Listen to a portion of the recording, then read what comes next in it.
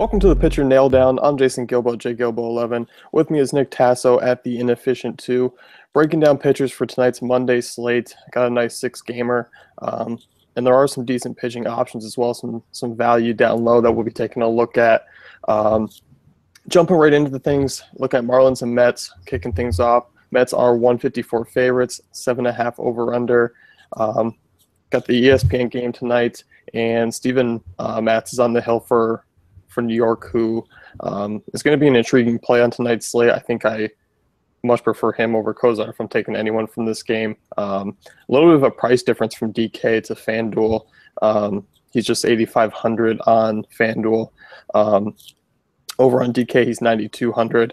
A nice strikeout rate. He's going up against a Marlins offense that really, struggle against left-handers outside of Giancarlo Stanton. So he's one of my favorite cash game pitchers as well as GPP targets tonight. Yeah, I like him a little bit more on FanDuel just because you get that salary difference. On DraftKings, he's only like a couple hundred less than Sonny Gray. So, FanDuel definitely has priced him pretty loosely early on. I'm still not 100% sure what we're going to get out of him. I know he's a highly touted prospect and has pitched well, but I believe he's only made one start last year. And I don't know, this Marlins team, I think they're a little bit different this year, but I still think he's a good play. On the other side, though, I'm staying far away from Cozart. He had a ERA in the second half. I know he didn't pitch too much. Sorry, not in the second half. On the road last year, over 7 ERA. So he's been pretty bad outside of that friendly Marlins park down there in Florida. And he's also bad against righties, too. He was given over 1 point, I believe, 05 home runs per 9 to righties. Yeah, Kozar, he's not a big swinging strike guy either. Just had a 16% strikeout rate last year, so he's not a guy who's missed too many bats. And as you mentioned with Mats, we don't have a ton of sample size with him. You're looking over 35 innings last year. A 45% ground ball rate, looking at 23% strikeout rate. So he's a guy who can generate strikeouts. He did some in the minors as well.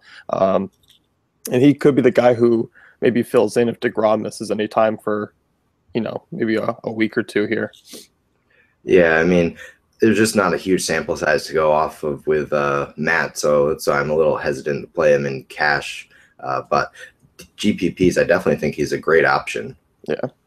And I think he's a good option for GPPs on DraftKings just because he is so close priced to, say, Sonny Gray that people probably gravitate towards him instead.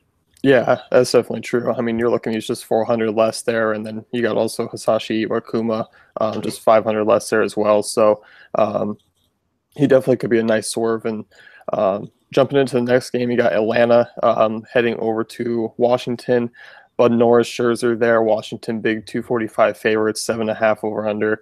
Yes, Bud Norris pitched well against him in the first start there, but I don't expect him too much again.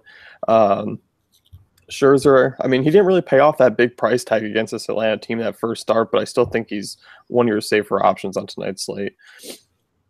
Yeah, absolutely. I think his price is a little bit better on FanDuel. It's a little too high for me on DraftKings, but at the end of the day, he's still the best pitcher on the slate, and I probably would go with him in cash games, especially on both sites. So he's definitely someone to look up against. I know he gave up a couple runs against Atlanta last week, but they lost in Ciarte, and now I believe Drew Stubbs is hitting for him in the 8th hole. So that should be an easy out every time. Him and the pitcher should make very quick work for Max Scherzer. And then, like you said, Bud Norris, he did well last game out against them, but he's still a guy who has a career 1.14 home runs per 9, and he's just really bad against lefties. It's a 1.31. So there's a lot of lefties in this lineup with Harper, and then you have Murphy. So I think he could be in trouble here. Yeah, I definitely agree with you there. As far as Scherzer goes, better too. Yeah. As far as Scherzer goes, I think the price difference is pretty huge. Over 13,000 on DK. Yes, he can kind of light up, at times that stat sheet going off for strikeouts, but I mean, overall, I mean, I think I'd rather spin down to guys like Lester and Gray, Iwakuma even, just at a cheaper price tag because really 13K, he's got to completely go off to kind of pay off that for me. And there are some hitters that I want to target in this game or on this slate as well that I'll be paying up for. So I think Scherzer's more of a GPP move, if anything, on DK for me. Yeah, I mean, you got that savings if you even just go down just to Lester. That's $2,600. So that's basically an extra position player that basically you could use on anyone. Yeah. And then, as we said, stay away from Bud Norris. You don't want to be chasing that line that he put up the other night when, he goes 3 innings and gives up 6. Yeah, it was pretty bad. 805, Reds and Cubs. You got John Lester, Brandon Finnegan there, 7.5 over under. Cubs are favorites. I like Lester here at a home matchup here against the Reds team that really outside of one start last season, he dominated throughout the year. The Reds are coming in, hitting the ball pretty well. They do have guys from the right side. Cozart, who's hitting pretty well up front. You also got Votto, who hits lefties. Still, Lester, a pretty easy favorite here. And really, I mean, if he's on his game, he should be able to take care of this Reds offense. No, I agree with you on that. But don't forget they also have Suarez, too, who he's hitting the ball really well. But like you said, it's still John Lester. He still can have his blow-up games, but I don't think it's going to happen here. He does have a 3.6 ERA at home last season in Wrigley Field, which was higher than his season average, but that just is what it is. I really don't see him having too much trouble. I mean, it is possible, but it is still Cincinnati, and even though they have some good right-handed hitters, they really haven't done too much this beginning of the year. Yeah, I think Lester, I mean, you're looking at strikeouts on the slate here. He comes in second behind Scherzer as far as K percentage goes. He doesn't walk a ton of guys. He has a solid ground ball rate. He should be backed by, a Cubs offense that should put up a fair amount of runs. Although I do like the opposing side in GPPs just because Finnegan did possess a nice swinging strike rate last year, 9.7, does have a 23% strikeout rate. This Cubs team can strike out quite a bit. And you're looking at really Hayward, he doesn't hit lefties well. Fowler's the only one up front as far as the outfielders go. Soler, kind of that boomer bust guy. There is some upside with him. No, I agree with you on that. But I look at the lineup and they have Rizzo, who always hits lefties well. He has a 383 WOBA last year, 178 ISO against them. So it's not the best, but he's still able to make a lot of contact, get on base. And same with Chris Bryant. I know he struggled early this year, but he typically can hit lefties pretty well. Yeah, it is a daunting task. I mean, Fowler hits lefties as well as and Zobrist too. So I mean, you really have 4 or 5 guys that you need to really dance around. But also, you're going to be having David Ross behind the plate because Lester's on the hill. So, I mean, if you can get through some of that front order, you guys are going to look like Soler, Ross, and then you got the pitcher spot as well in that back end. I do think GPP-wise, if you want to be different, he's kind of that way to go just because it is, a 6-game slate, and it's pretty easy to kind of focus in on pitchers here. Yeah, absolutely. I could definitely talk myself into playing Finnegan in GPPs, not cash, though. No, definitely not. 8-10 Royals and Astros, Chris Young, Colin McHugh, 8.5 total here. McHugh absolutely shelled in that first outing against the Yankees. Young, he's that fly ball pitcher who can be frustrating at times because you could roster a ton of guys against him and hope for some power, but all you get is infield fly balls. But I'm staying away from both of these guys against these two offenses. Absolutely. I have no interest in any of these pitchers at all. If I had to choose, I'd probably say McHugh would be the better option, just because I think that first start was kind of an anomaly. He pitched pretty well last year, but I just don't think that either one of them are good in the spot at all. Yep, we can just skip right along that one. 10:05 Angels Athletics, Nick Tropiano against Sonny Gray. Oakland are decent favorites at -142, 7.5 over under. I like Sonny Gray here in this spot at home. He's not priced too bad, and I think FanDuel wise, he's more of a GPP play just because he's 300 less than Lester, and you also have some decent options below. But as far as DK goes, I think he's pretty nicely priced. Yeah, I think he's going to be in every one of my cash lineups, at least on DraftKings.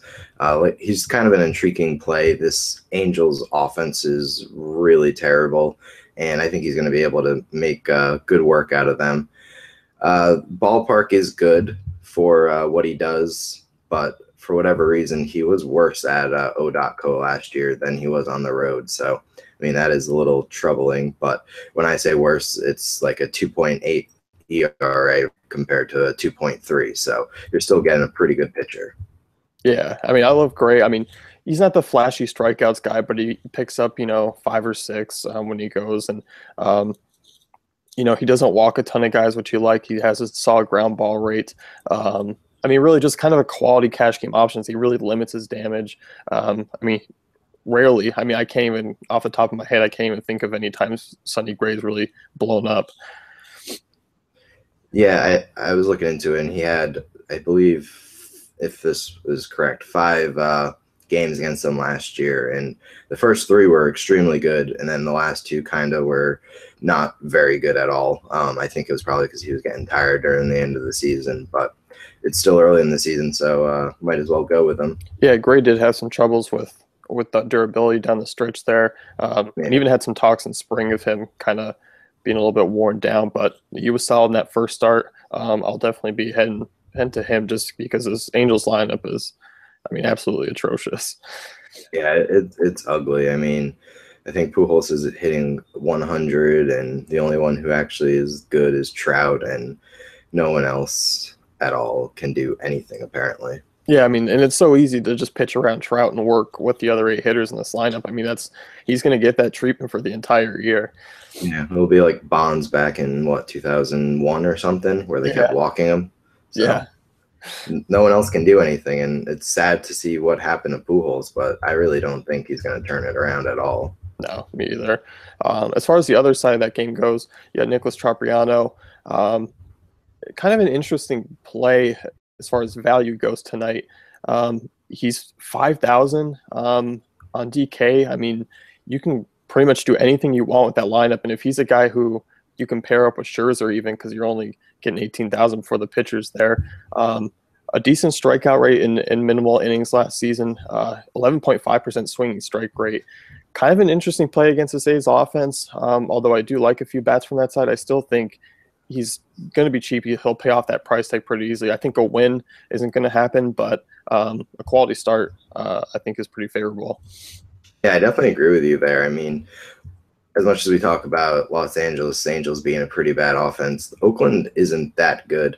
I mean, you would think that they work the count a lot, but their walk rate still last year was kind of low, and just kind of the same old as last year. So I mean, he has a lot of upside. Like you said, he's only $5,000, so you can do basically anything. Throw Scherzer in there, or even throw Lester, and you have a bunch to spend on hitters. Yeah, I mean, you could easily pay up at top at almost every position there, and even work some nice stacks as well. So I think Tropiano's an interesting play. Now, would you play both Gray and Tropiano? Probably not. I don't think there's enough upside for me from both of them. I think I'd rather go with Matz or Lester up top, and even Scherzer, just because still, I mean, there's still enough average salary remaining for the rest of those names. Yeah, no, absolutely. Because you add those two, and it's only what 18,000. Yeah, yeah. I mean, that's You typically essentially want to shoot 9,000 for pitchers. yeah. You typically want to shoot for about 20 Yeah. for 2 pitchers. Yeah, definitely. So I think that's an interesting value play tonight. One of the only kind of value pitchers I'll be looking at. Next game, 10-10, Rangers at Seattle. Colby Lewis against Hisashi Iwakuma. Seattle, big favorites in this one, -161, over under of 7. Iwakuma, an interesting GPP play tonight because, he was solid down the stretch. He did have some home run problems early on last year, did have some injury issues, but overall, this guy's a very serviceable pitcher, DFS wise, and he is facing a Rangers offense that now is without Shin-Soo Choo for a couple of weeks. Kind of Robinson Chirinos too. Yeah, he's out as well. So kind of a boomer bust offense for me right now. And obviously he hits the park factors of Safeco backing him. He's a heavy favorite. Vegas doesn't expect much scoring, and if I do, it's on the Seattle side with those lefties against Colby Lewis. Yeah, I couldn't agree any more with you. I mean, Iwakuma, he's had his ups and downs, but I think it's a good matchup. He gave up what, 3 runs, I believe, or 2 runs last time out against the Rangers. But like you said, with Shin-Soo Choo gone, they had Nomar Mazarzar. I don't even know how to pronounce his name, to be honest with you. But they had him batting second, and it's just not the same offense without Shin-Soo Choo there. And Fielder, he's only had 1 home run so far this year, and I don't really think Seattle's a good place for him to get his second one. Yeah, I definitely agree. And yeah, he gave up 2 earned in 5 innings against Texas. Yeah. Picked up 5 strikeouts. I mean, Iwakuma, he's a guy who I expect kind of a strikeout per inning line come the end of the night. And I mean, I look at Safeco. I like him pitching there. I don't think many will be talking about him tonight, so I do think he's more reserved for GPPs. A little too kind of risky. He's like that borderline cash game play for me, but I just think because the guy's priced around him, he's more GPP. Yeah, absolutely. His price for me is too high, but then that just makes him a good GPP play, like you said, because other people are going to think, well, why would I pay for him when I can drop down to Sonny Gray or whoever? Yeah, and then looking at FanDuel, I think Mats is the attractive option as far as tournament plays go, and you got Iwakuma just sitting 400 more, so I think you're going to get him in a pretty low ownership tonight. He could be a difference maker in your lineup, especially picking up the win if he can rack up some strikeouts as well. No, absolutely. I mean, Colby Lewis really isn't going to do well here. I mean, he does have Safeco going for him, and Seattle hasn't been that good offensively, but I still think Iwakuma is able to outpitch him and get the win. Yeah, definitely. I mean, I'm kind of banking on Cano and Seager and Cruz to kind of get enough for him to let him coast to a pretty easy win, and I think Vegas is expecting the same. Yeah. So that's going to wrap things up here with the Pitcher Nail Down. Check out dailyfantasycafe.com for all our great tools and content.